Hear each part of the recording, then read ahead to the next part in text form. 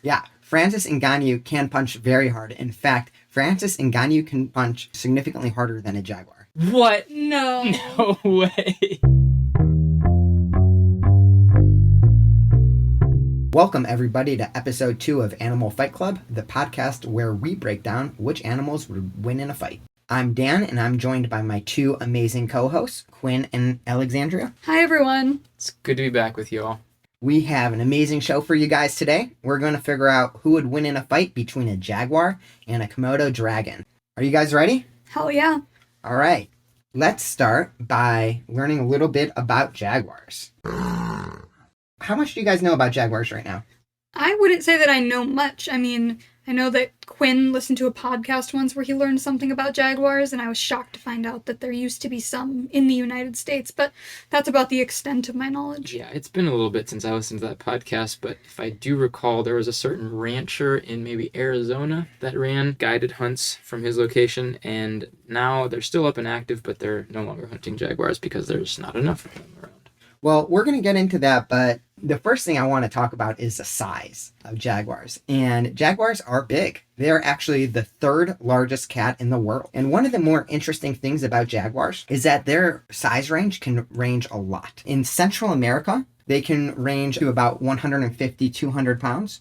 But in the Pantanal region, which is in South America, kind of in the Amazonian River Basin, they can reach as high as 300 pounds. These are very large, big cats. They are the apex predators. And in the Amazon, they are a force to be reckoned with. You do not want to run into one of these 300-pound, we'll call them murder monsters, in the wild. I had a quick question. So would it be like tiger, lion, jaguar? That's exactly right. Okay. That's exactly right. And I guess it would be tiger, lion, Pantanal jaguar, and then Central American jaguar.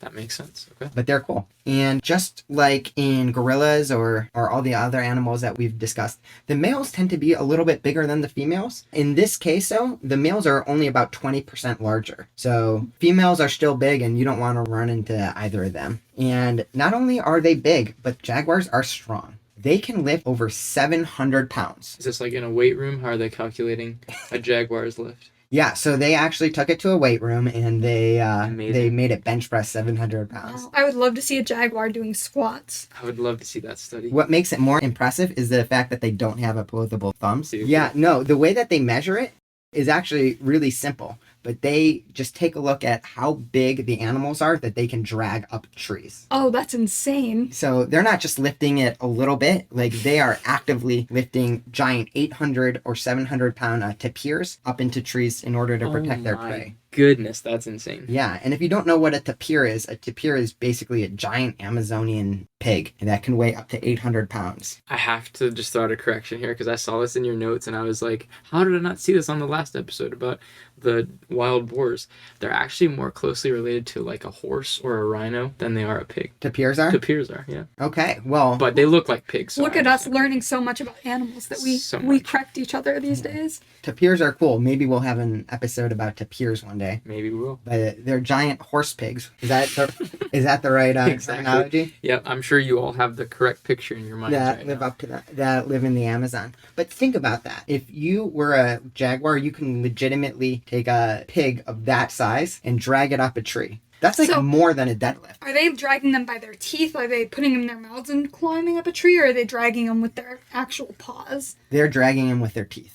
That's all right. I'm scared of jaguars now. I wasn't before this, but if they can do that, they can probably get into my house. So yeah, I mean that kind of shows the strength of their neck muscles, their bite muscles, their leg muscles. Every muscle is just working overtime in order to carry that thing. I was just gonna say that's remarkable of how much strength goes into doing something like that. What's the most amount of weight you've ever dragged up a tree, Quinn? Dragged up a tree? Yeah. Myself. That's about it. Personally, I once took an entire wild boar up a tree. Oh, did you? Yeah, right in my jaws.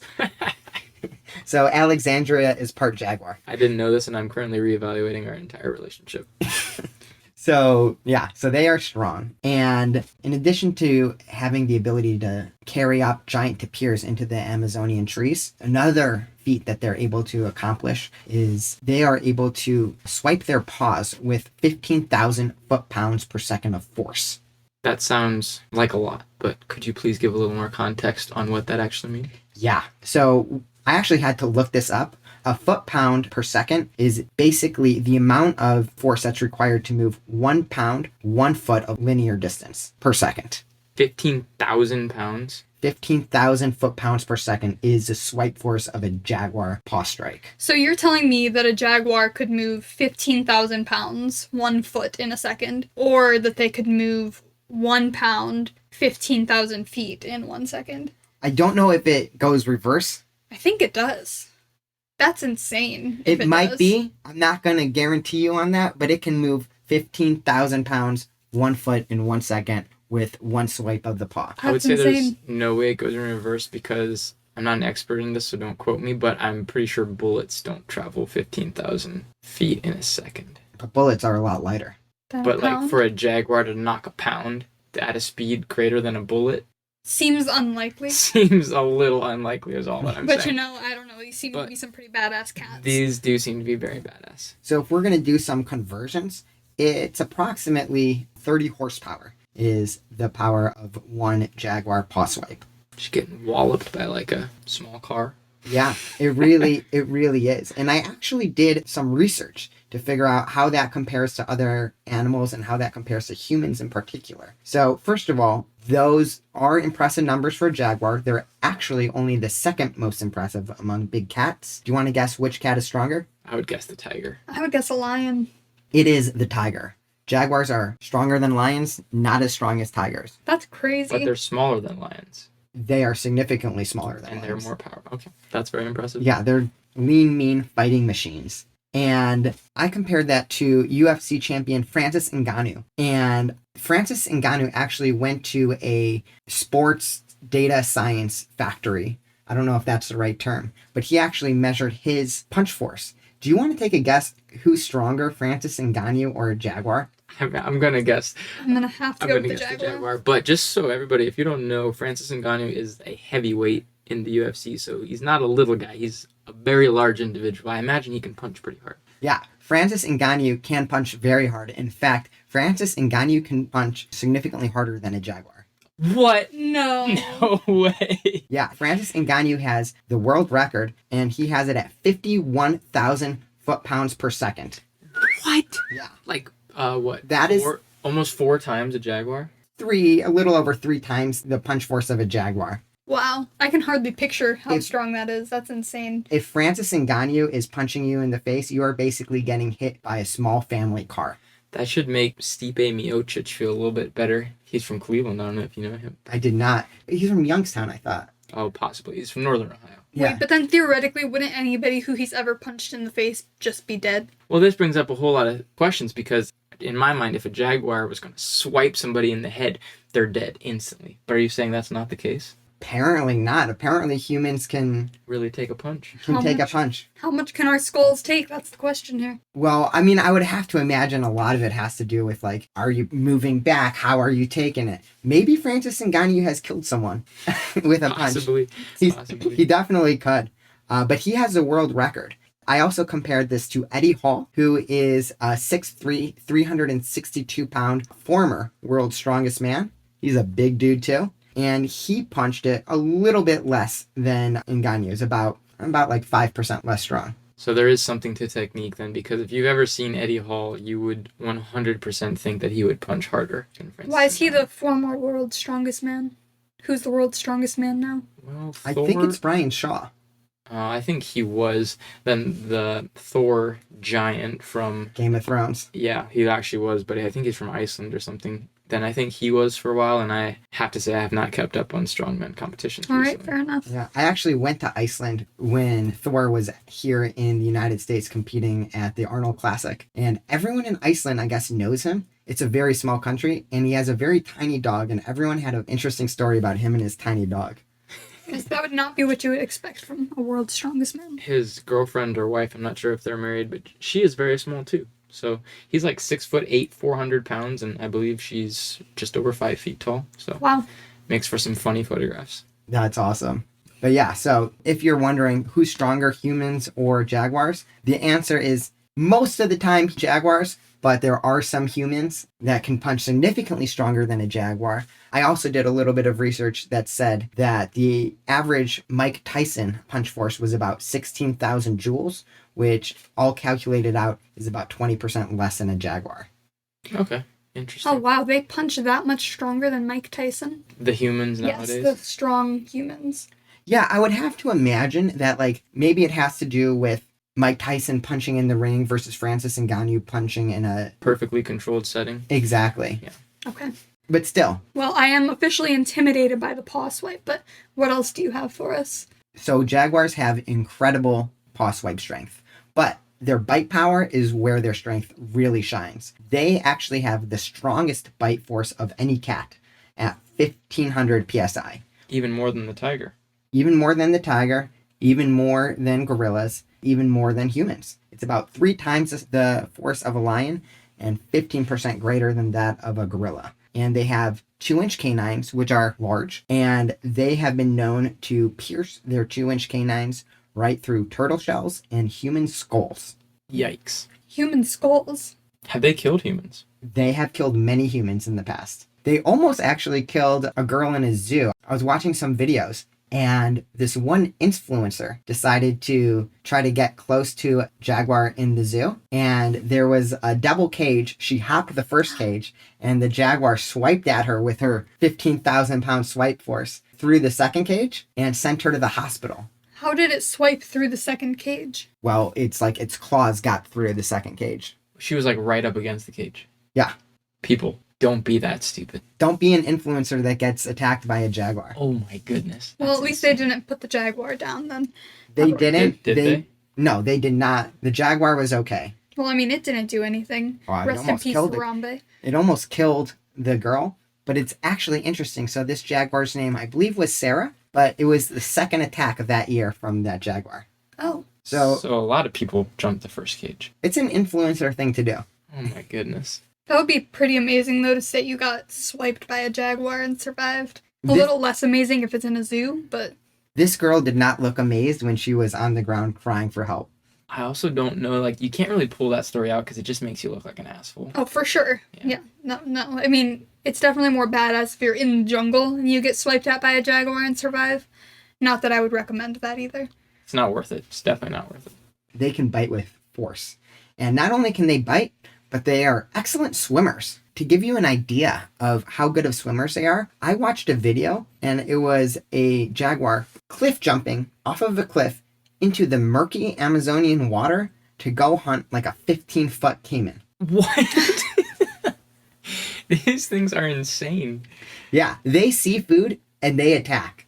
It's like in their nature. So caimans are essentially, if you don't know, they're essentially giant crocodiles, 15 feet in length. And this jaguar just saw one. And you'd think that the water would be the territory of the caiman. But no, the jaguar did not care. It jumped off a cliff right into the water and just went off and killed the caiman like it was no one's business. It successfully killed the caiman? Very quickly killed the caiman. I feel like that story, almost more than anything else, is like putting me in the mindset of a jaguar. That thing just literally walks around every day. It knows no fear. And anything that moves, it's dinner time. Yeah, it is That's a crazy. bigger, larger honey badger of the Americas. How often do they attack humans? That's a good question. So not that often. Charles Darwin actually had a quote that said, "People don't have to fear the jaguar as long as capybaras are abundant." So what does that mean? If there are a lot of animals for the jaguars to eat, the jaguars will typically prefer not to eat the humans. However, if food is scarce, they have absolutely no problem hunting humans. Well, let us pray for the continued abundance of the, what was the animal? Capybaras. Capybaras. Which are probably the coolest, most chill animal in the world. I kind of want to get a pet capybara right now. They just are sacrificed for the sake of humanity. Is that what you're saying? So, let's keep our rainforest intact, everybody. Let's make sure that we avoid littering and stop global warming. Otherwise, the jaguars are coming for you. And let's not chop down the Amazon rainforest needlessly. Yes. Exactly. Let's save the rainforest, save the capybaras, and save humans while we're at it. And then the other thing that showed how comfortable these animals are in the water is I saw another video of a jaguar hunting an anaconda in the water. If you don't know, anacondas are the largest snakes in the world. They are constrictor snakes. and their home territory where they feel most comfortable is the water. And a jaguar went right into this apex predator's home and killed it. These creatures seem like a cheat code of nature or something. It's not fair. So you've said all of these things that they attack that are definitely apex predators. Is there anything that would attack a jaguar? Yes. So first of all, poachers. Poachers will attack jaguars. There's a large black market for jaguar pelts and jaguar bones and all sorts of jaguar stuff in China, actually. So China, stop trying to hunt the jaguars. What do they use it for? Medicinal stuff, kind of in the same tone as like rhino tusks Interesting. or rhino horns. Okay. Yeah. I mean, it's bad. I'm not saying in an improving way. It's bad. Stop It's doing definitely Yeah. good. So poachers will hunt jaguars. Should we do our episodial "We hate that. We poachers" on hate this? Yes. poachers. Yeah. Fuck If you're a poachers. poacher, we hate you. Fuck poachers. We don't like poachers. Get off our podcast. We hate poachers. But yeah, the only animal that could really potentially hunt a jaguar is an anaconda. That's possible. And then if there's like a large caiman that could hurt a jaguar cub. But if you're a full-grown jaguar, there is nothing coming at you. It's only caiman and anacondas will potentially eat smaller jaguars. Smaller ones. And is it like a full-grown jaguar attacking full-grown anacondas, or is it a little bit of like respect there both ways that they don't typically attack the full-grown anaconda or caiman? Honestly, I didn't see them attacking like a full-grown, like 20 or 30 foot 20 or 30 foot anaconda. But if a jaguar saw it, it would go for it. Jaguar just doesn't give a shit. Jaguars don't give a shit.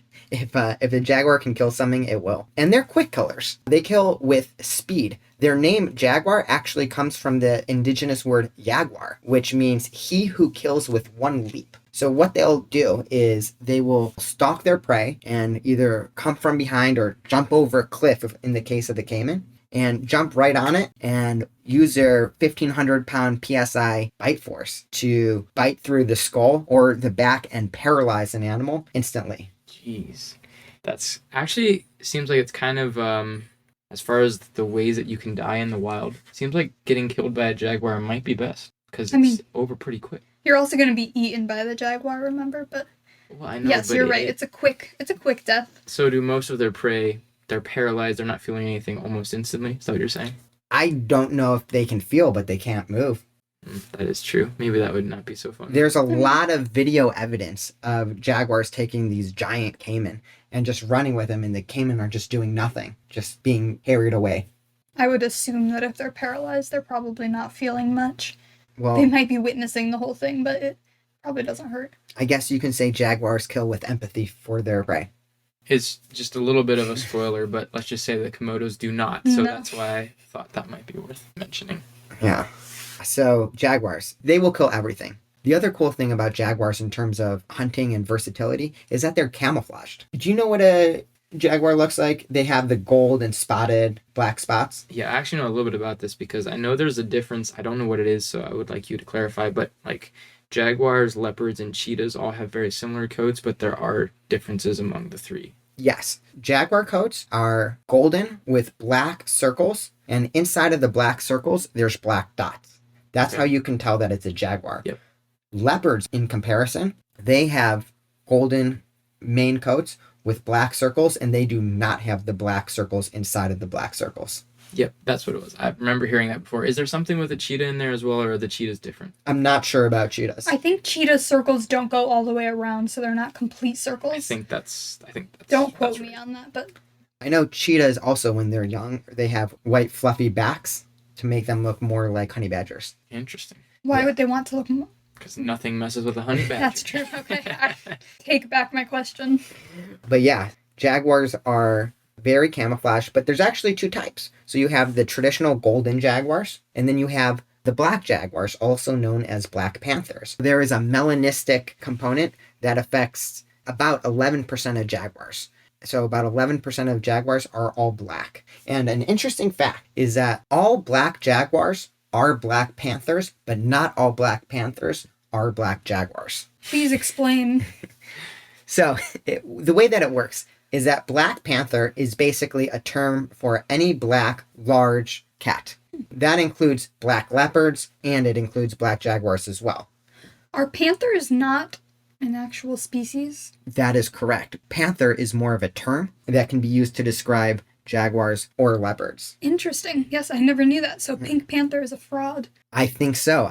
As far as I'm concerned, Are there any conditions that would create a pink jaguar? not that I've researched. Maybe if you like dye their hair. Or if they like had hair loss, or what is the type of cat that doesn't have any? Like a naked cat. They have a name. Yeah, what is it called? The Is it cat lovers are going to be mad at us pygmy? for this. It's not a pygmy, right? That's the I only word couldn't could tell think. you. Yeah. So cat lovers, You understand can what we're correct saying. us. Maybe there's that of a jaguar out there somewhere called the Pink Panther. there we go. Pink Panthers, we've just proven their existence. Yeah. But yeah, so black jaguars are black panthers. However, if you're about to watch Wakanda Forever or anything like that, they're probably talking about black leopards, not black jaguars. And the reason why I say that is because black leopards are in Africa and jaguars are not. Jaguars are only in the Americas. I thought they were talking about Chadwick Boseman, but He is He is unfortunately no longer in the movies either. a legend. we can dedicate this episode to Chadwick Boseman. We like him a lot. Go Chadwick. Go Chadwick. Well, I had that part out. Why? Can't say go Chadwick, he's dead. It's dead. I know, it's sad. Okay. But yeah, so jaguars, they live everywhere in the Americas, all the way from South America, all the way up to Arizona. That's what we were kind of teasing before. In 2016, they had photographic evidence of a jaguar that lived in Arizona. They named him El Jefe. And since then, they've been doing a lot more research and they've found up to 5 new jaguars. So there's at least 5 jaguars living in the Santa Rita Mountains in That's the really United cool. States. That is really cool. I don't think we've asked this. Do they live in families at all or any type of pack per se? Not really. They are pretty solitary animals. However, during their mating seasons, they will mate with their spouses for a couple weeks to even a couple months at a time.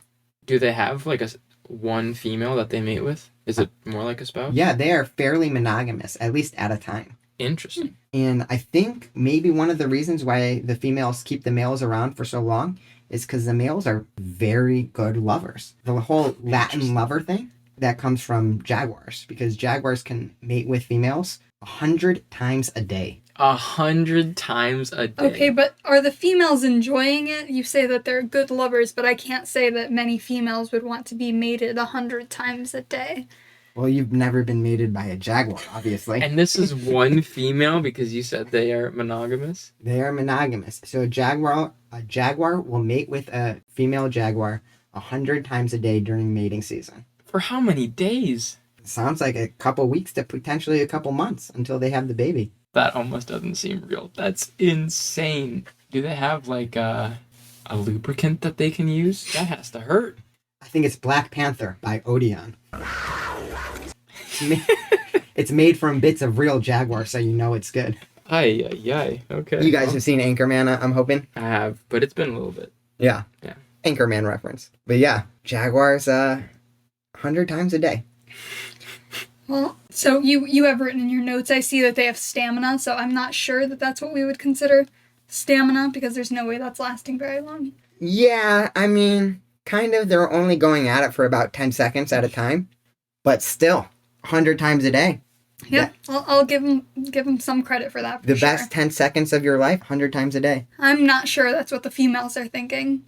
As a female, what are you thinking? I'm thinking that does not sound like my idea of a good time. I just have one last question here. It doesn't seem like biologically that would be like a smart thing, or like I don't know why they would evolve that way, because like with the like a female cycle, like it usually, Yeah. Well, I wonder if they have induced ovulation though, which a lot of mammals are induced ovulators. So they'll ovulate when sex is had, but I don't know about big cats. it would just seem like maybe over a course of like 2 or 3 days it would make sense, but to stretch that out over multiple weeks. Yeah, I mean, I agree. It doesn't make sense with what I know about human fertility, so. But hey, maybe they're just having fun. Jaguars love to love. Okay. And then the last little thing about jaguars that I researched was really about how they're perceived, especially among indigenous societies. As we can tell, jaguars are fearsome creatures, and they were not only revered by humans today, but they were revered by native cultures throughout the past. In the Aztec culture, which, do you know what the Aztecs are? Yes. Yeah, so the Aztecs were one of the most militaristic cultures in native Mexico. They had jaguar warriors, and they were pronounced the ocelots. And the ocelots were the military elite, kind of like our Navy SEALs, but to them they were the Jaguar warriors. And they wore Jaguar-themed armor into battle. That's and badass.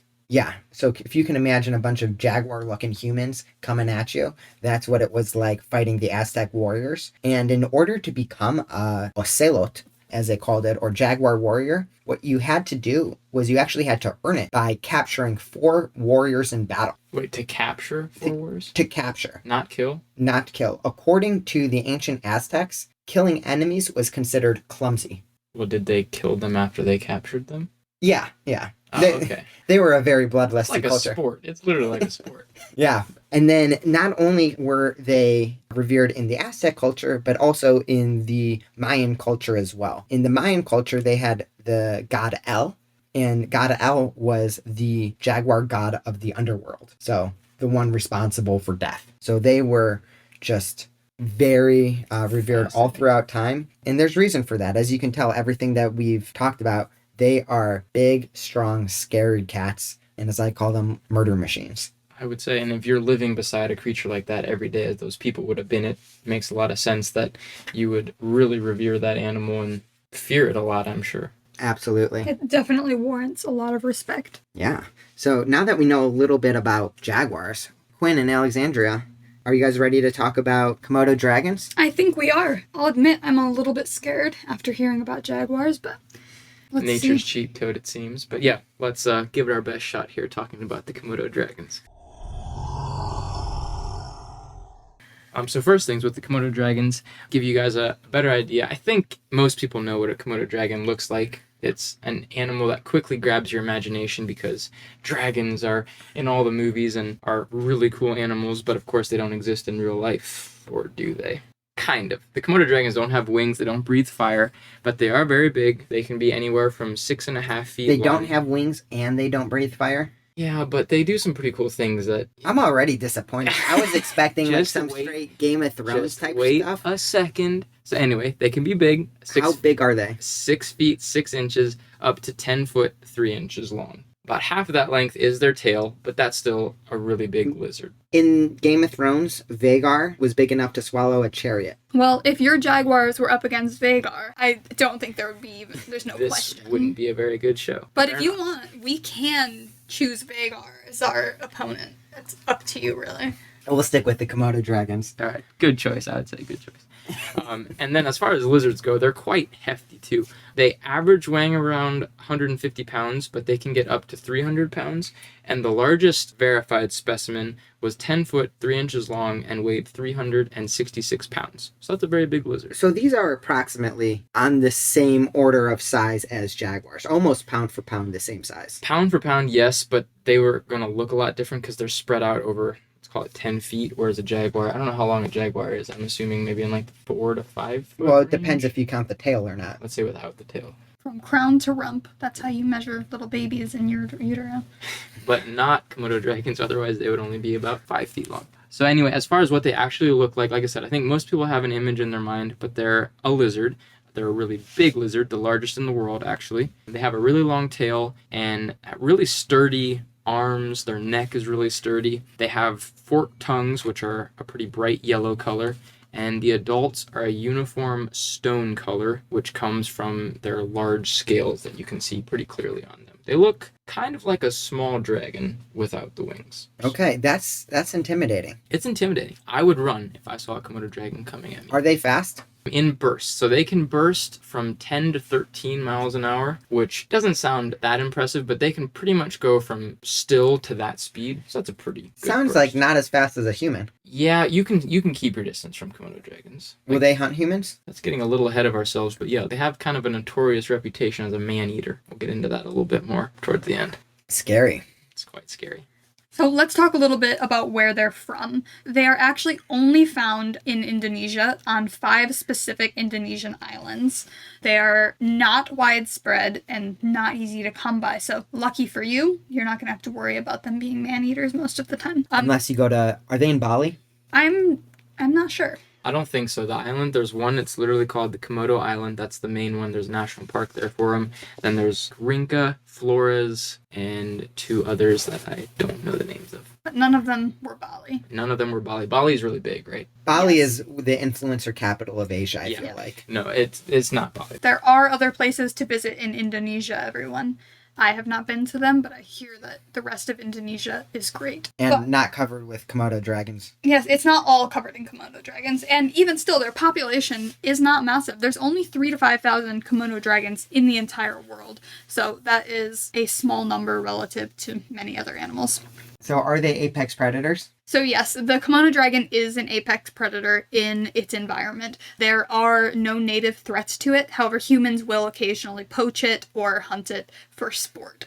They are, however, predators to themselves, so young Komodo dragons will actually have to hide in trees until they're large enough to defend themselves because they're cannibalistic. So the larger Komodo dragons will regularly eat their young and other Komodo dragons' young. So it is quite a concern for the young ones. It's very vicious, and it's literally from day one. When they hatch, and they're small, they look like a normal lizard, and they just pretty much scoot right up into a tree because they know that if they're caught on the ground, they're going to be dinner. So in that sense, they're kind of similar to the dragons of Game of Thrones, which are also cannibalistic. Yeah, I would say very similar. So you should be scared. I And always find cannibalistic species fascinating. It's completely against any natural biology, but it is very interesting. Maybe they're just all toughening themselves up. yeah, So I in guess order to survival last. of the fittest. Yeah. But let's talk about what else makes them so scary. Their weaponry, which is fierce.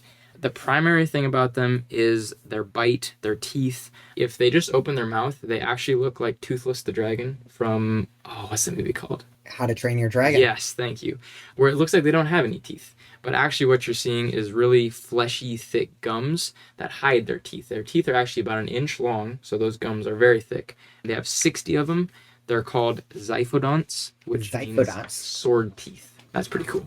I wish that I had zyphodonts. And you said 60? 60 of them, yeah. And their jaws are actually more similar to like a great white shark than they would be to like a crocodile or an alligator. Those animals, their jaws are designed to crush, like snap shut with a lot of force and crush, versus the great white and the Komodo dragons, when their mouth clamps shut, it's to cut and rip. And it makes for like nasty cuts. Like getting bit by one of those on my leg seems like the worst thing in the world. Which is why their goal when they are hunting animals is not actually to just break their spines, as you were saying with the jaguar. They are not nice killers, and they will often rip a hunk of flesh off and allow their prey to just bleed out. So I'm sorry. That sounds continue terrible. a little more on their. You can continue more on their bite, but that is what they use it for, which is it's absolutely brutal. What do they usually hunt? Everything. That's the thing. They'll eat meat, and they will eat leftover carcasses. They will prefer to kill fresh animals and, eat fresh meat, but they'll eat anything from rodents. Deer would probably be their primary food source, so a medium-sized animal. But they eat everything up to like a water buffalo, like a 2,000-pound water buffalo. Now, the trick of it is that their teeth are fierce, their claws are pretty sharp as well, but they're venomous. Ooh. Yeah. So that's kind of the trick up their sleeve. There's actually been a lot of debate in the past about whether or not they're actually venomous, and the conclusion is that they are. It's interesting. There's actually still debate, but I don't know if people has not everybody seen the study. I mean, it was 2009. It's hard, I don't know how anybody could still argue that they're not venomous. I mean, they have venom glands in their mouths behind their teeth that excrete a venom that is an anticoagulant. It's not like a venom that if you drink, well, it probably would kill you, but it's not like a snake venom that's just poisoning your blood. It causes you to bleed out, and it increases your heart rate, and it does not allow blood to clot. I don't want to mansplain here, but just so the audience knows, you don't die by drinking venom. But Venom, you could. if it bites you Oh, yes. and you die, it's venom. If you bite it and you die, it's poison. I understand that. What I'm saying is that drinking venom could still kill you. Like if you were to drink a rattlesnake's venom. I think you'd be okay. Really? That's why aren't you supposed to suck the venom out? No, you're not supposed to suck Not the supposed venom to out. suck it in you. You're supposed to suck it out of the person's No, you're not. skin. That's a myth, everybody. You're If your supposed to friend... suck and spit, not suck and swallow. Well, apparently not even supposed to do that. Quinn, you taught me this. You told me that if you get bit by a snake, because you listened to a snake I've podcast. listened to too many podcasts. Yeah, he listened to a snake podcast, and he came home and told me that if you ever get bit by a snake, you're just supposed to lie there very, very still. Oh, yeah. It might have been a specific snake, to be fair. I thought it was all snakes. It could be all, but essentially, yeah, that was that. When you get bit, it's circulating in your blood. So the best thing to do is to lie down, be very still, to keep yourself very calm. And let your friend suck the venom out of you. No, to call for help. But that way the venom does not spread throughout your body at all. It stays local to the bite site because your blood's not flowing. But that's why it's not realistic to suck out the venom because, well, it spreads very quickly. So your heart is pumping at 60, 70 beats per minute, probably faster when you have snake venom in you. But you're not going to be able to suck out the venom, basically, is what I've read. It's just unrealistic. So really quickly, for all the listeners listening, if you get bit by a rattlesnake, we are not recommending to suck it out. We're not recommending you take any of our advice, actually. Back to the Komodo dragons. Just to give you a brief overview on that whole debate that Alexandria was mentioning. So there was a lot of thought. There was a study done in 2009. I'll get to that in a second. Before the study, the thought was that this is kind of disgusting, but their gums are so thick that when they bite, they actually tear up their gums a lot. It sounds horrible. Like that sounds like the worst thing in the world. So anyway, their mouth is kind of always cut up and bleeding, and then they're eating like meat off of carcasses, and even the fresh kills that they get, they have so many teeth that it's kind of all sticking in their mouth, and basically that their mouths are just disgusting, bacteria-filled places. And the thought was that when they bit an animal, that bacteria was mixing with the wound, and that was what was weakening the animal and making people think they were venomous. Then there was a study done in 2009 by, I think the guy's name was Brian Fry, where they took a terminally ill Komodo dragon in a zoo, and he basically cut it open and was able to find venom glands in their mouths, which seems like that's it, end of the story. They're venomous. But there's still some people that argue that no, it's just the bacteria that's in their mouth. I mean, it seems like it's pretty obvious at this point they are venomous. It's sounding like the venom isn't that strong. Is it like Black Mamba and will kill you in 2 minutes? No, it's not. And that's another good thing. The one cool thing about it is like a snake's venom is very simple. Basically, they have one duct that the venom comes out of. And so it's like very direct. I guess it would be like a clearer venom, if that makes sense, because the Komodo dragon, it has multiple ducts in its mouth. And so it's not just like directly going into the animal. It really has to like bite multiple times. And actually it bites in a very specific way. It'll bite and pull. You can picture it. It like drags the skin and the muscles kind of out of the animal. And while it's pulling, its teeth are cutting, causing a lot of blood. And then that's where the venom is flowing out from the multiple ducts and all intermingling. So it's a kind of a messy process for the venom to get there. It can't just bite with 2 fangs and then boom, there's a ton of venom in the animal. Okay. Interesting. Okay, so question. So when Komodo dragons are hunting, are they usually killing with the venom or are they killing with the bite? Or is it kind of like a 50-50 combo? So typically the Komodo dragon doesn't just kill in one fight. So what they're doing is they will attack an animal and retreat. So if they're trying to get a water buffalo, for instance, then they'll bite it, run away, and follow it for days at a time until it bleeds out and dies, or even succumbs to infection, although we're saying they are also venomous. But they would be waiting until the animal is weakened enough that they are able to then take it down, either with other Komodo dragons or by itself. So they're pack hunters? No. Typically just one would make that initial kill, and then they'll all start stalking, and they will share, it sounds like. I mean, probably not entirely. They are aggressive towards one another, but they will all end up taking down the same buffalo. So they passed first grade, sharing is caring.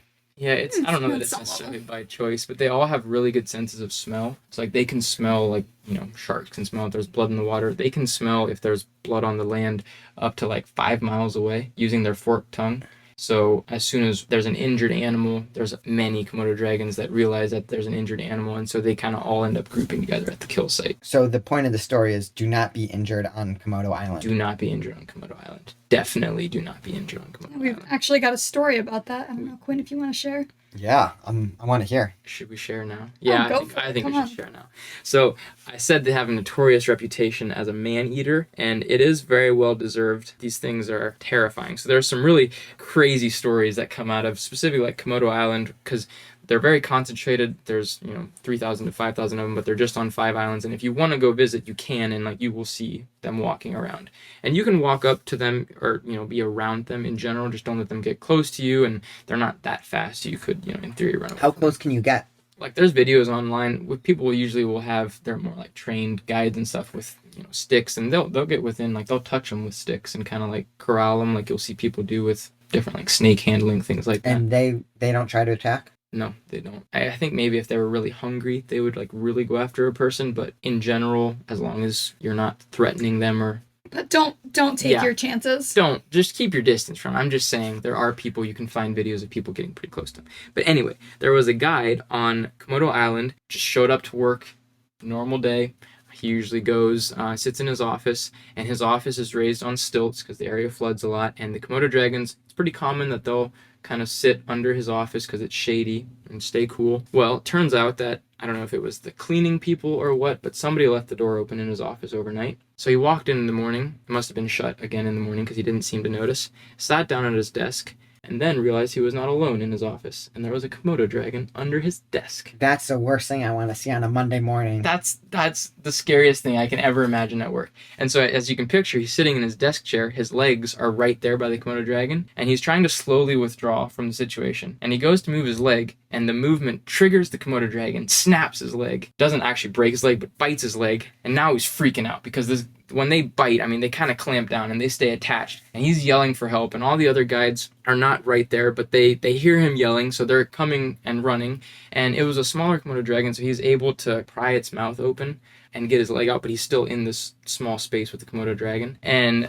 the guides are coming, kind of rushing in to help him. Komodo dragons are coming as well because they can smell the blood. So it's now a chaotic scene where you have like the guides running, Komodo dragons are running. Oh my god. Yeah, exactly. They are able to get him out, kind of keep him separated from the Komodo dragon, separate themselves from the Komodo dragons. They get him out to the nearest hospital, but it's pretty bad and the hospital's not set up for it. So they have to, I don't know if it's a true life flight, but they fly him to the more main hospital and they're able to save him. He lived. It has a happy story.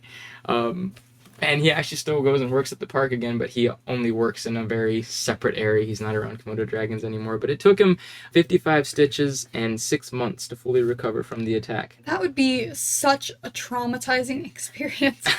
Just imagine going and sitting down at your desk at work. You And could never sit at another desk, I don't think. you would look under every table you Every ever sat desk. at again. Every desk. I'm traumatized just listening to I that. know, it was terrifying. There's a worse story, but it's almost too gruesome for this podcast. We have a worse story than Yeah, that. possibly, but I think we should get into some other details first, and then we'll come back. Okay. Are we going to get into details about that story? We or about can. I mean, Komodo it is upsetting. It is What else? Tell me truly what else you upsetting. want to say about that story. Well, we'll get to the...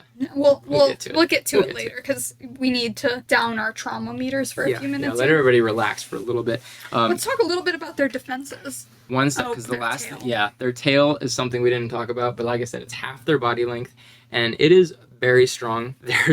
I couldn't find a video, but apparently it's strong enough to knock over a fully grown deer. So you can picture that thing is smacking you with some force. And That's then powerful. they also use it when they're fighting other Komodo dragons, and they kind of use it to prop themselves up, and then they like stand and wrestle each other, which is really interesting. That sounds terrible. You can find a lot of videos of that, actually, so that is a fun thing to look at. So they're actually wrestling standing on their tails. Pretty much. Well, they have their two hind legs that are kind of standing, and then their tail is there too. It kind of looks a lot like kangaroos, honestly, which like they're very different animals, but kind of gives you the visual. And why are they fighting each other in the first place? Like most species do, they're fighting over mating rights. So it's not often, but specifically between June and August is when they mate. You'll see all kinds of Komodo dragons going at it. And will they mate 100 times a day? No, they are not great lovers. I would say. No, they are not. Why do you say that? Well, I mean, there's nothing that you can find about them doing the deed 100 times a day. I think from what I understand, the females lay 25 eggs, and that's about it. The one thing that's kind of funny about it actually is that it's really hard to tell the males and the females apart. Like aside from size, because males are generally larger, but if they're all kind of mid-sized, you can't really find anything on either one that would determine whether it was a male or female. I think that's most lizards. Yeah. Another really interesting thing is that this is probably my indication that they are not great lovers. The females can actually asexually reproduce. So I don't think they would have developed that trait if the men were doing much for them. I'm pretty sure that's also real dragons in Game of Thrones, too. Basically, these are Game of Thrones dragons. Just a lot smaller and no wings. Basically. Do they have the cool names like Vermithor and Yes, actually. Valerian? That was the names of the two that I met. You met Komodo dragons? At We the take zoo. this research very seriously. But yeah, no, I don't think they're great lovers, unfortunately. Unfortunately for them. Okay, so jaguars win in that category. They do win. in They that. do, however, have a hemipenis, which What is a hemipenis? twice the fun. It's basically so like if you It's like- picture a circle and it's cut in half, it's the penises.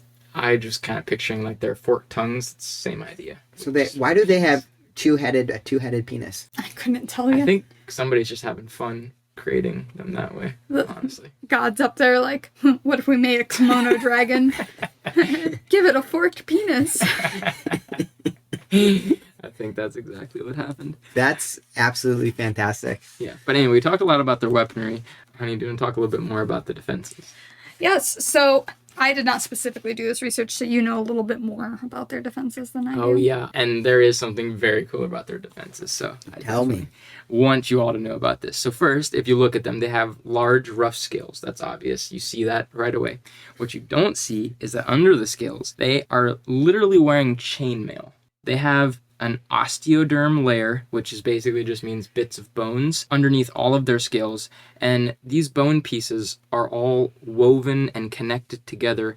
And there's certain scans that researchers have been able to do to learn more about this. And in those scans, it literally looks like chainmail covering their face. There's like sections around their eyes and directly around their mouth that aren't covered because they need to obviously be able to see and breathe. But they're pretty much their whole heads, their necks, their entire body is covered in this material that would be very comparable to chainmail. And how strong is it? And that was a hard thing. I couldn't get like an actual thickness on it, but there was a group of scientists that were doing an autopsy on one, and they talked and described very much about how they had to like literally saw through the skin, and it ate up many knives and it ate up their saws, and like it was like trying to cut through metal. Like it was intense. Would it be harder than a human skull or a tortoiseshell? That's what I was trying to find out, and I couldn't really find any statistics on that. So, because obviously I knew that the Jaguar had a very strong bite. I don't know. We'll just have to debate that one.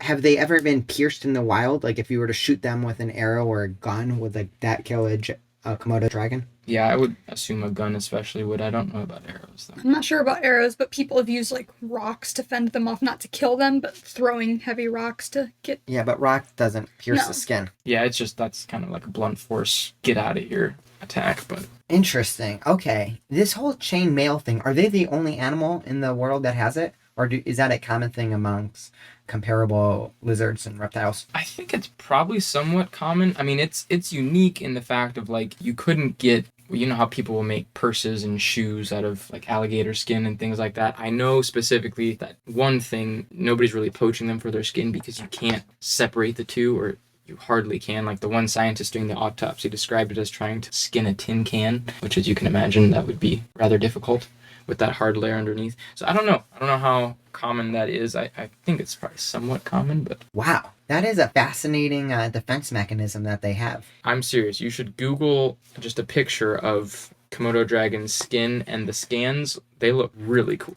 I'm going to do that right now. Wow, this literally looks like they're wearing chainmail, that they're fully protected with like extra bits of bone. Yeah, it's pretty cool.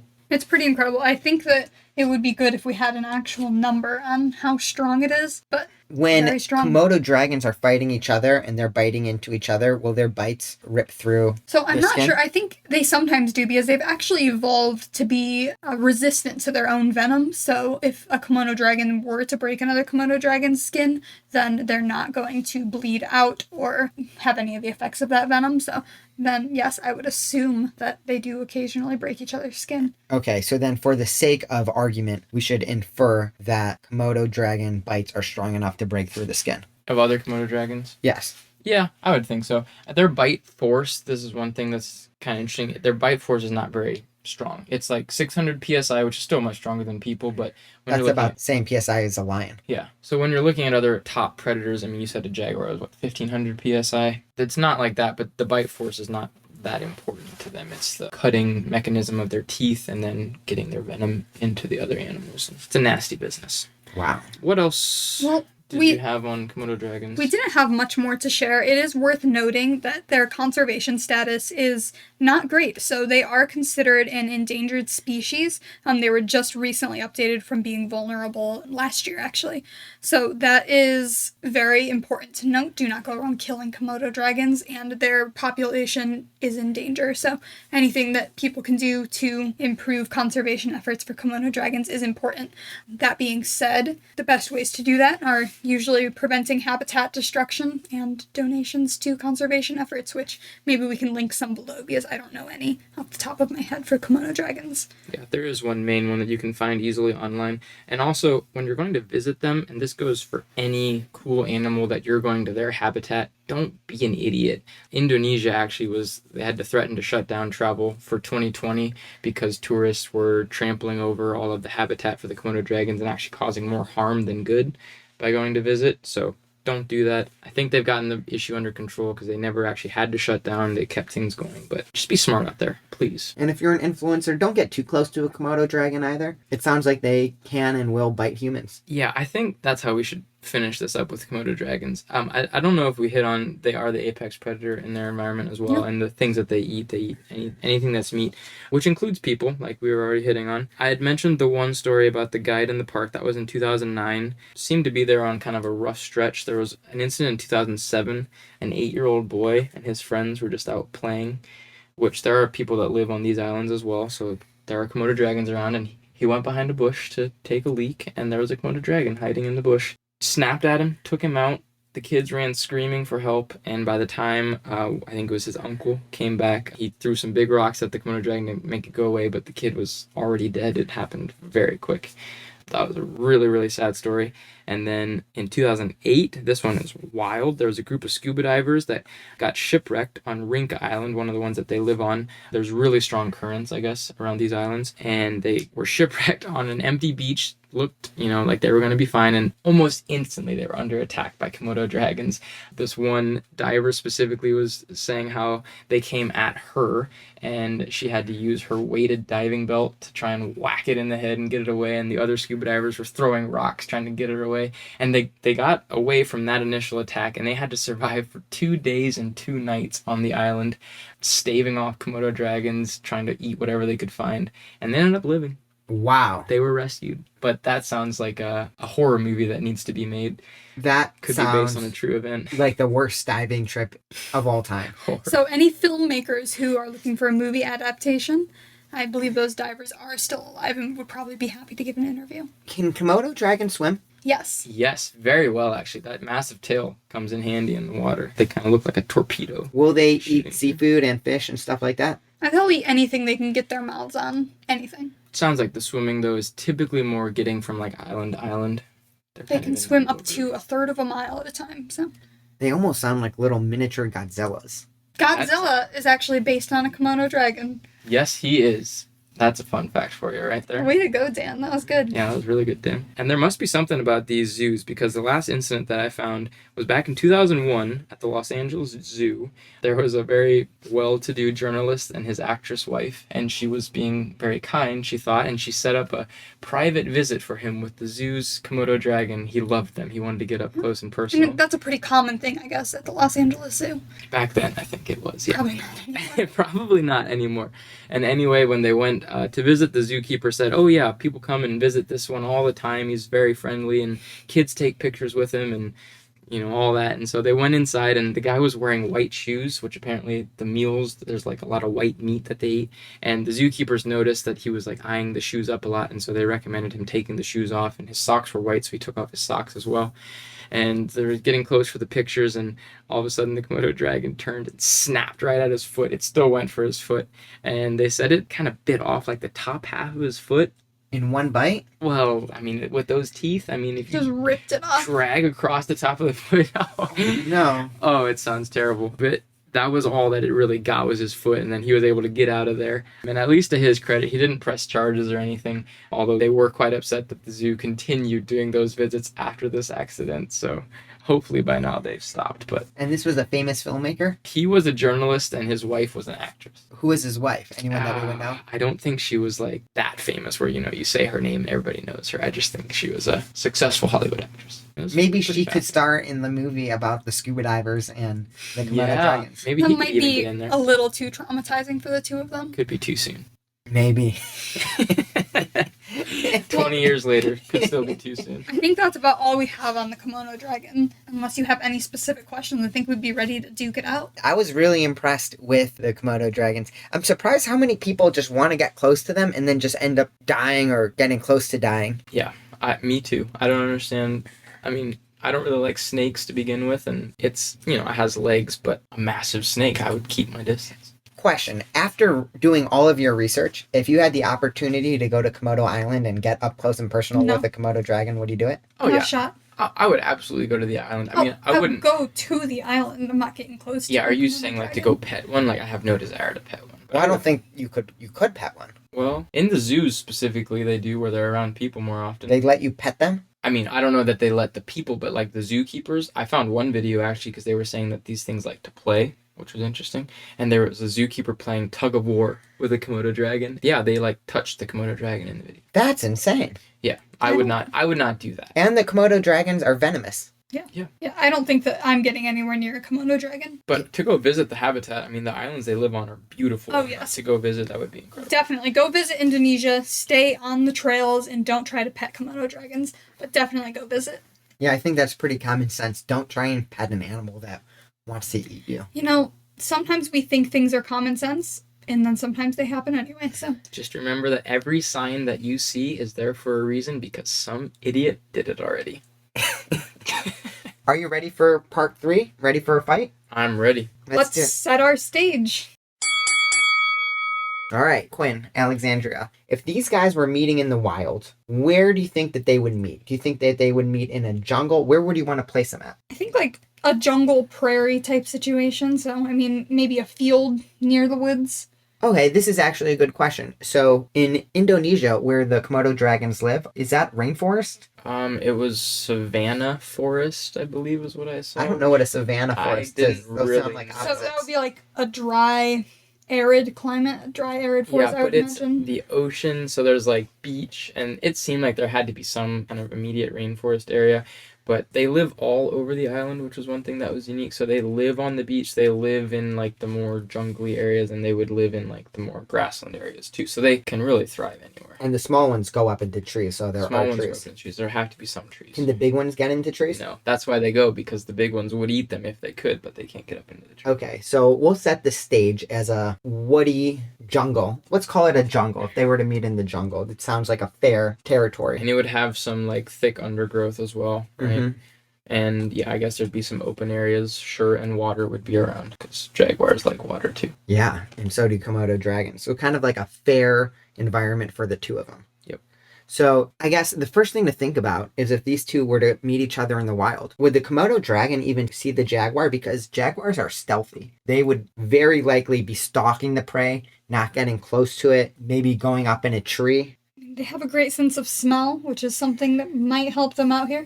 This is fascinating. Do jaguars have good sense of smell, or do they hunt more on their eyesight? I'm assuming that they have a good sense of smell just because they have wet noses, and any animal with a wet nose, a dog or a cat is going to be significantly stronger significantly stronger sense of smell than a human. Right. But I don't think it seems like that's their main source of... Interesting. Because the Komodo dragon, it was really funny you said that. They're very stealthy too. Like when they're hunting, they're sitting there silently for hours because they can kind of smell and they know where the creatures are coming from, but then they're not fast enough to go chase anything down, so they're very stealthy as well. So would these two be like stalking each other? They might be. Jaguars hunt in the day and the night. Excellent night vision, excellent day vision. What about Komodo dragons? I feel like this fight has to take place in the day. I think they would be at a disadvantage in the night. It sounds like they pretty much curl up and sleep in the nighttime. So it sounds like that's a little bit of an edge to jaguars. More versatile, yeah, I would say. Yeah, more versatile in terms of when they can hunt. But assuming that they're meeting in the day and they're both being stealthy with each other, what do you think would happen? Well, I think it depends on who's going to make the first move. So if a jaguar is going to jump down and attack the Komodo dragon and try to rip its head off, then it depends on if they can get through the chainmail. Whereas if the Komodo dragon's making the first leap, then it's definitely going to get a bite on the jaguar that it's going to have trouble recovering from. Here's my perspective. I think that the first interaction, it's going to end up being the jaguar hunting the Komodo dragon. Komodo dragons are about the same size as jaguars. That makes the jaguars automatically feel very comfortable hunting it because they can hunt things several times their size. And I can't help but think about the comparison between a caiman and a Komodo dragon, where they're hunting the caiman in the Amazon, and we are basically a crocodile. So I'm thinking the Jaguar is going to see this Komodo dragon, this 300-pound Komodo dragon, and it's going to say, dinner time. It's going to get up in the tree. It's going to maybe see it swimming in the water, get up on the cliff. It's going to jump onto it when it's least suspecting it. And the first thing a jaguar is going to do is go right for the neck and head and use its 2-inch canines and 1,500-pound PSI bite force to bite right through, either immediately kill or paralyze the Komodo dragon. My perspective on this is very similar. I unfortunately don't think the Komodo dragon has a very good chance. With them, the jaguars being used to hunting caiman, which is a very similar creature. The question, the wild card here, is do you think that the jaguar will be able to kill the Komodo dragon cleanly enough that the Komodo dragon will not even be able to get a bite? And that's the question. I think that almost without a doubt here, the Komodo dragon's dead, unfortunately. But we might have wounded the jaguar enough that the rest of the Komodo dragons come running, and the jaguar's gone too. No, I don't even know about the rest of the Komodo dragon, because I think this is a one-on-one fight. That would definitely help us if there were multiple. But the one video that you can find on YouTube is of a Komodo dragon, a single Komodo dragon, attacking a 2,000-pound water buffalo. I already mentioned this. And all that it does is it bites it in the hind leg, and then it waits for a day or 2 days, and the buffalo dies from that bite. So that is where, do you think that the jaguar, I don't know if we're putting a time limit on this fight, I think the jaguar will walk away from the fight, the winner, but I don't know that the jaguar will stay alive, which would that be a tie? That is an interesting point. Based on seeing jaguars hunting caiman and anaconda and tapirs and the way that they get them dead so quickly, I have not seen any animal actually get a bite on a jaguar. Really? And so in the videos you've seen, the caiman specifically for this instance, but they don't get a bite in on the jaguar. In every single video I've seen, no jaguar has had one bite wound inflicted on it. Okay. Now, I feel like just by looking at these photos, maybe Komodo dragons have more neck mobility than a caiman. Does a caiman look like an alligator or a crocodile? Yeah. Yeah. Maybe because it is more like a lizard, where its head is I don't know, in my mind, alligator, it's all kind of one, whereas there is a they little can more... thrash for sure. Yeah, it's probably not significant though. Yeah, it's pretty comparable. Yeah, it definitely could happen where there is potential for a draw, but I feel like more often than not, this is going to be a one-hit KO from the jaguar's perspective, and it's going to win, and it's going to have a nice little lunch. I have to agree. Pretty much from when you said how they take out the caiman, I was a little bit worried. Yeah, I'd seen a few of the videos that you had put in the show notes, and I was like, oh boy, we're gonna have a hard one on our hands. But the venom, I think, is the wild card, but I would be comfortable saying that Jaguars will win most of the time. More often than not, the jaguar would be the winner. Yeah. Also, I wonder if size has to do with it, because I'm imagining a big 300-pound jaguar. What if it's a 150-pound jaguar against a 300-pound Komodo dragon?